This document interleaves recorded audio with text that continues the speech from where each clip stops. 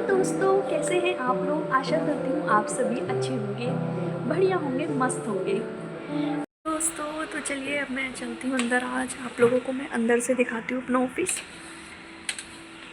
ये सारे रूम्स बने हुए हैं अलग अलग, हिंदी डिवीज़न, सारे डिवीज़न बने हुए हैं।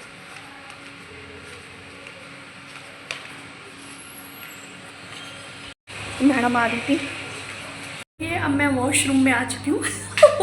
आप लोग बोलेंगे मैडम, वॉशरूम हमारा बहुत अच्छा है, साफ़ रहता है। जैसे गवर्नमेंट सेक्टर में बोलते हैं ना वॉशरूम गंदे रहते हैं, लेकिन हमारे यहाँ के वॉशरूम वगैरह देखिए बिल्कुल आपको साफ़ सुथरे मिलेंगे बिल्कुल। सो चलिए मैं पहले वॉशरूम होके आ जाऊँ, फिर मिलती हूँ आप लोगों से। सो गाइस अब मैं आ चुकी हूँ और ये ताशी यहाँ पर खड़ी है और बोल रही है कि ना राशन लेने जाओगे। मैं बोला नहीं, 2-4 दिनों के बाद जाएंगे राशन लेने, सैटरडे संडे में या तो। और गाइस हम रो मत ताशी, भी पापा आ रहे हैं। अब हम लोग काम स्टार्ट करते हैं। पहले मैं घर थोड़ा संगवा देती हूँ क्योंकि थोड़ा बहुत रह जाता। नीचे कालीन बिछा के नहीं गई थी, जब पोछा लगा था तो गीला पोछा था। तो अब मैं स्टार्ट करती हूँ काम करना। आते बैग रखती हूँ और सारे घर का काम करना शुरू करती हूँ। मतलब काम तो कुछ नहीं, बर्तन वगैरह कुछ नहीं है, सब का सुबह ही बन जाते हैं एक बार। बट कालीन बिछा दूँगी और जो बैग आए हैं वो बैग रख दूँगी, टिफ़िन निकाल के रख दूँगी और उसके बाद खाना बनाने स्टार्ट कर दूँगी। सो गाइस अब मैं मेथी बनाने वाली हूँ। ये मेथी लेके आए हैं, अब मेथी को निकालती हूँ। बउआ मेथी के पराठे बनाएंगे, ग्रीन वाले पराठे। और तो अब मेथी के पराठे बनाऊँगी। और पहले तो मैं इसको काट लूँ अच्छे से, मतलब पत्ते निकाल के इसके, और फिर मैं मेथी के पराठे बनाना स्टार्ट करती हूँ। हेलो दोस्तों, खाना वगैरह सब हो चुका है। और देखिए ताशी क्या काम कर रही है। और ताशी का मोस्टली जो होमवर्क होता है ना गाइस, वो हमारे जो कोचिंग सेंटर, सॉरी जो ताशी का क्रैच है वहाँ पर ही उसको ट्यूशन भी पढ़ाते हैं ताशी को। तो ये वहाँ पर करा देती है ट्यूशन वाली मैडम जो आती है। गाइस मेरी ताशी जो है वो क्रैच में भी रहती है, मतलब मैं ड्यूटी रहती हूँ तो वो, क्योंकि जब मेरी मम्मी थी तो मम्मी मेरी ताशी को रखती थी साथ में। हम मम्मी हमारे मोस्टली मम्मी, मेरे पहले वाले ब्लॉग देखोगे ना आप तो उसमें मम्मी हमारी दिखेंगी और वो हमारे पास ही ज़्यादातर रहती थी और बड़ा मन लगता था जब मम्मी थी, तो बड़ा अच्छा लगता था। वो सुबह उनका नियम था सुबह 10 बजे, क्योंकि मम्मी के काम वाली आती थी, काम करा के सीधा मेरे पास आ जाती थी, क्योंकि तब मैं ड्यूटी नहीं करती थी। तो फिर मैं मम्मी के साथ बैठती थी, आराम से हम दोनों चाय पीते थे। ये जॉब पे चले जाते थे, मम्मी के साथ बैठे रहते थे। मम्मी के साथ मम्मी के बैंक का काम, मम्मी के ड्यूटी का काम सभी हम लोग कराने के लिए जाते थे, मैं ताशी और मम्मी। फिर मेरी जॉब लग गई, फिर मम्मी ठीक थी तब तक मेरी। फिर मम्मी ताशी को रखती थी अपने पास में। मैं स्कूल से आ जाती थी ताशी जब, तो मम्मी रखती थी। फिर अब मम्मी नहीं है कोई, मतलब वैसे तो परिवार हमारा है बड़ा, लेकिन ज़्यादातर जो है मेरे चाचा ताऊओं का परिवार है। तो देखिए गाइस, ऐसे मैं किसी पे नहीं छोड़ सकती ना, क्योंकि जिम्मेदारी हमारी है। जो माँ बाप होते हैं वो जिम्मेदारी उठाते हैं बच्चों की, जो है पोती पोतों की, नाते पोती की, सबकी। लेकिन बाकी लोगों को हम नहीं कह सकते ना कि हमारे बच्चे को सारा, और वैसे भी लड़की है। तो मैं ताशी को क्रैच में छोड़ती हूँ, वहाँ बहुत बच्चे आते हैं, बहुत सारे बच्चे क्रैच में आते हैं। और इससे क्या होता है, वहाँ पर बच्चों के साथ में घुलती मिलती है, खेलती कूदती है। और मतलब उन लोगों का इतना अच्छा रूल है कि बच्चे को जाएंगे, ड्रेस चेंज करेंगे, फिर लंच कराएंगे।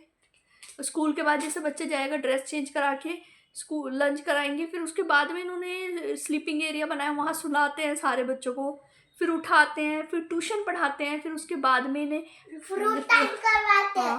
Fruit snacks time, fruit time सब रख रखा उन्होंने। स्नैक्स टाइम करा के लंच कराते हैं और आफ्टरनून में भी लंच कराते हैं। और फिर उसके बाद में फिर इनको खेलने के लिए छोड़ते कि अब तुम लोग खेलो, पढ़ाई वगैरह हो गई, अब खेलो खूब। फिर जब तक सबके पेरेंट्स आते रहते हैं धीरे धीरे। किसी के बच्चे के पेरेंट्स 6 बजे, किसी के बच्चे के पेरेंट्स 7 बजे। मेरा मोस्टली क्या होता है, मैं 7 बजे से पहले पहुंच जाती हूँ, तो ताशी को लेके सीधा घर। और किसी के पेरेंट्स 8-9 बजे तक, 9 बजे तक तो नहीं रहता, 8:30 बजे लास्ट होता है वहाँ क्रैच। तो छोटे छोटे बच्चे होते हैं, बहुत लेके चले जाए। गर्वित भी है, ताशी बता रही है। गर्वित अभी लेट जाता है। गर्वित लेट जाता है, हाँ गर्वित लेट जाता है। तो हम सब लेके आ जाते हैं सब लोग अपने बच्चों को। तो देखिए गाइस, जब कोई नहीं होता ना हम लोग आगे पीछे, तो जीवन का स्ट्रगल उन लोगों को पता होता है जो कर रहे होते हैं। हम लोगों ने यहाँ तक स्ट्रगल करके अपनी लाइफ को करा है और आगे भी इसी तरीके से लेके जाएंगे। और कोई नहीं, बच्ची भी थोड़े टाइम बाद बड़ी हो जाएगी, इसको दिखेगा कि मेरे पेरेंट्स ने हम लोगों के लिए कितना कुछ करा है। सो गाइस, हम लोग मतलब किसी के ऊपर आश्रित नहीं है कहीं से कहीं तक भी, किसी भी चीज़ के लिए नहीं। और दोस्तों, कुछ लोग हैं जो मतलब हमें चाहते हैं, मतलब कुछ ऐसे बहन भाई होते हैं जो एकजुट हो जाते हैं और अपने पेरेंट्स को इतना भड़काते हैं, और पेरेंट्स भी देखो लोगों की बातों में आते हैं कि इतना भड़काना कि एक अच्छे बुरे की समझ ना होना, बिल्कुल ऐसे। और वो इतनी बातों में आते हैं अपने बच्चों की, बहन हो भाई हो सब मिलके ऐसा कर रखा है कि नहीं उन्हें कुछ नहीं मिल जाए। वो इस वजह से हमें मना करते हैं, ताकि हमने पहले अपना घर खरीद लिया तो इन्हें डर है कि अगर हम इन्हें और थोड़ा सा भी दे दिया ना तो ये हमारे बाकी बच्चों से आगे निकल जाएंगे। आगे तो हम वैसे भी हैं, आगे तो हम वैसे भी निकले हुए हैं, कुछ नहीं दोगे तब भी, क्योंकि जो इन्हें तुम दे के जाने वाले हो वो तो बर्बाद होने वाला ही है। उनकी तो बर्बादी निश्चिंत है। अपने भाइयों का हिस्सा खा के आज तक कोई पनपा नहीं है, कोई खुशी नहीं रह सकता, वो बीमारी में हो या किसी भी चीज़ में ज़रूर निकलना है। इनके साथ भी यही होना है। अभी भी हम शादी में गए थे तो हमें 4 बात बना दी, हमने किसी से कुछ कह दिया ना, जबकि हमने किसी से कुछ भी नहीं बोला, लेकिन झूठी बात हम लोगों को फंसाने के लिए, ताकि ये जो दूसरे लोग हैं ना उन्हें हम इतना टॉर्चर करें कि तुमने इन्हें क्यों बुलाया, उन्हें हम इतना टॉर्चर करें कि वो आगे से किसी चीज़ में बुलाए ना।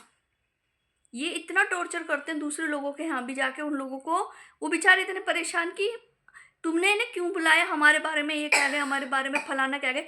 अरे तुम्हारे बारे में कौन क्या कहेगा, तुम तो पहली बदनाम हो, तुम तो पहली बदनाम हो। ना देरानी से बननी, नहीं देरानी तो इनके है ही नहीं, जिठानियों से एक से भी नहीं बननी, नीचे ऊपर किसी से नहीं इनकी बननी, खाली पीली में बस अपने वो 4 से चुंगल पाल रखे हैं। और इनके रिश्तेदार हमेशा शादियों में बदलते रहते हैं। बड़े बेटे की शादी देखो उसमें कोई और रिश्तेदार होंगे, बड़ी लड़की की शादी देखो उसमें कोई और रिश्तेदार होंगे, और अब छोटे की हो रही है उसमें कोई और रिश्तेदार, सारे रिश्तेदार। क्योंकि इनका क्या है, नए रिश्ते जोड़ते फिर उन्हें तोड़ते, क्योंकि इन्हें किसी की इन्हीं की बात ही नहीं समझ में आती इन लोगों को किसी की भी। ये अपने आप को इतना बढ़िया समझते हैं, 5वीं फेल इनकी लड़कियां हैं, लेकिन वो होशियार, उनसे ज्यादा होशियार कोई नहीं होगा। बिस्तर में पड़े हुए उन्हें चाय चाहिए, काम धाम तो वो करती ही नहीं शुरू से, मैंने तो उन्हें काम करते हुए देखा नहीं कभी भी, लेकिन बिस्तर में पड़े हुए उन्हें खाने पीने के लिए सब चीज चाहिए। और होशियारी की बात ही तजा ना पता, तजा ये ना पता, अरे क्या है गवार लोग हैं। अभी भी हमें फोन करवा रहे हैं किसी और के जरिए कि हमें ये बोल के गए हैं, हमें ये बोल दिया, हमें ये बोल दिया। अरे जाओ, तुमने कोर्ट में इतनी मुंह की खाई, अभी भी चैन नहीं आ रहा। जज ने बुला के इनमें फटकार लगाई कि तुम्हें शर्म, पता है वहां क्या बोले ये, जब इन्हें कोर्ट में बुलाया ना जज ने सामने कि भाई तुम इन्हें क्यों नहीं रख रहे, तो बाबूजी हमारे पास बस रहने के लिए एक कमरा है। उस दिन मुझे इनकी औकात पता चल गई थी कि इनकी औकात कितनी है, एक कमरे वाली।